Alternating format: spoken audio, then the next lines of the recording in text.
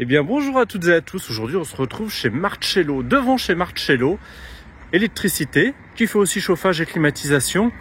Mais est-ce que notre ami, ça doit être une super entreprise j'imagine, mais est-ce que notre ami Marcello sait qu'il vit dans une ancienne gare? Peut-être.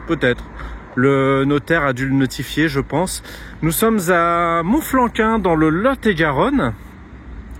Et c'est vrai que en passant devant ce bâtiment, je me suis dit, mais ça ressemble à une ancienne gare. Et en faisant une petite recherche sur le net, oui, c'en est une. Je connaissais la gare un peu plus loin de Villeréal, qui est un plus petit bâtiment, que là, c'est quand même un bâtiment assez costaud, hein, un grand bâtiment. Et en faisant des balades autour, hein, la route qui est juste derrière où le véhicule passe, on va en direction de Beauregard et Cancon. Et sur cette route, on voit aussi des gares, des plus petites gares. Et Villeréal, c'est tout droit. Vous voyez, il y a une bifurcation avec des gares. Donc ce que je pense, et là les experts ferroviaires pourront me confirmer ou infirmer, c'est que Montflanquin devait être une gare de, de bifurcation. D'où son importance au niveau du bâtiment, car il devait accueillir deux portions de ligne. Nous sommes sur les anciens tramways du Lot-et-Garonne, qui ont été mis en service en 1911 et fermés en 1933. C'est-à-dire qu'ils n'ont fonctionné que pendant 22 ans. Ce qui est très peu, hein. Finalement, ça a été déficitaire au possible. Quand on construit toute une ligne ferroviaire, hein, c'est même plus une ligne, c'est un réseau, et qu'on le ferme au bout de 22 ans, jamais on n'aura pu le rentabiliser. Et j'ai pu faire quelques découvertes sur le net, et on s'aperçoit que entre pas la conception, mais la décision de créer un chemin de fer et la mise en service, il était déjà obsolète. Il y avait des vitesses à 15-20 km/h, ce qui allait un peu plus vite qu'un homme au pas, voire même un cheval. Mais une fois de plus, hein, la route était déjà plus performante que la mise en service de ce tramway qui partait de Villeneuve-sur-Lot et se rendait d'un côté à Villeréal et de l'autre côté vers Tonneins, Beauregard, Cancon. Il y avait plusieurs branches. Donc je pense, comme je vous le disais, n'hésitez pas à me l'infirmer ou confirmer, que cette gare de Montflanquin était vraiment une gare de bifurcation, d'où l'importance de ce bâtiment ferroviaire. Ce sera une vidéo 2 ou 3 en 1, hein. Je ne veux pas faire une vidéo par petite gare. On va regrouper ça dans les tramways du Lot-et-Garonne. J'irai un peu plus tard faire une petite vidéo qu'on regroupera ici sur la gare de Villeréal, qui est restée très belle, et où on a gardé son passé ferroviaire, où on a rappelé son passé ferroviaire.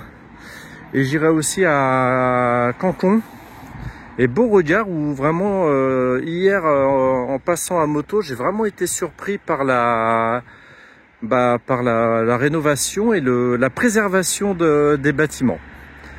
Voilà, donc chez Marcello, vous ne prendrez pas le train, mais bon, vous avez une gare.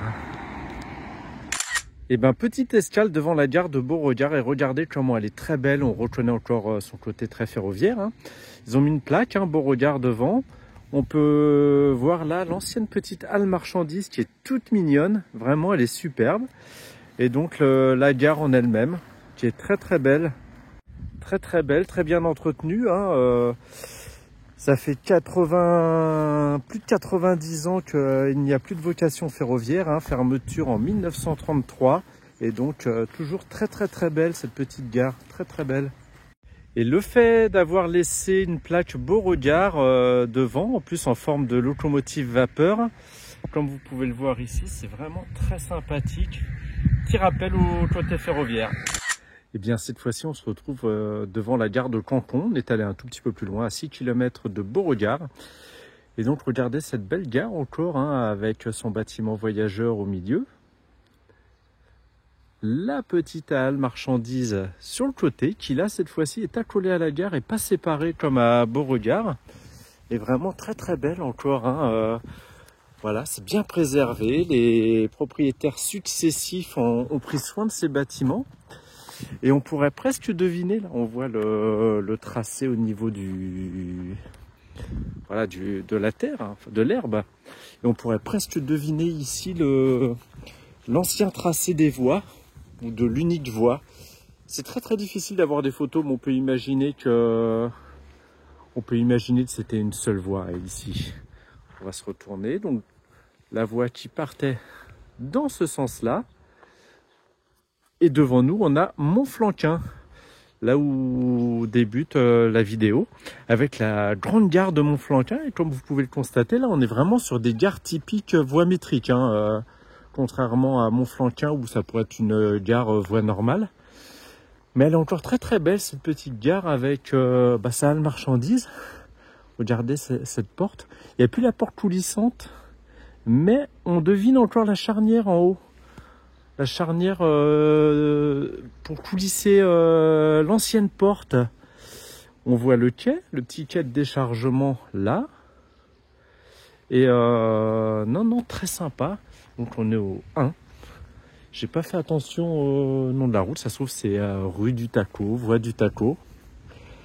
Et très très belle gare. Et on va pouvoir voir devant l'inscription Cancon qui est toujours. Regardez en haut. Cancon.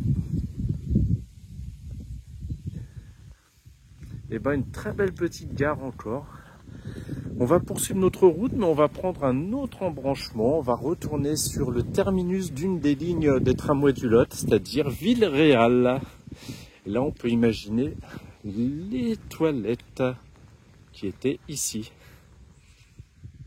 Dites-moi ce que vous en pensez. Beau vestige encore. Eh bien, je viens de vérifier hein, sur le GPS. On n'est pas sur la rue du Taco ou rue de l'ancien tramway. C'est donc la rue des Écoles, là où passait la voie. Rue des Écoles, et oui, juste devant, on a plusieurs écoles. Allez, direction Villeréal. Eh bien, petite rectification, en partant de Cancon, après avoir quitté la rue des Écoles, on tombe sur la rue des Tramways.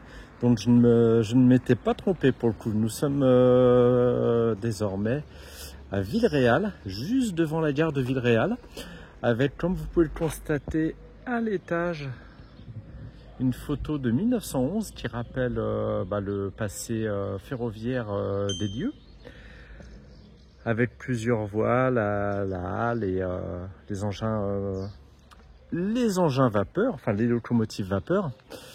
Et c'était vraiment 1911, c'était le début, hein, c'était l'ouverture des tramways de Lot-et-Garonne. Comme je disais, un tramway qui n'ont duré que 22 ans. Déjà obsolète dès leur mise en service avec une vitesse entre 15 et 20 km/h. Ils n'étaient déjà plus performants face à la route. Quelle erreur de stratégie des décideurs de l'époque, hein.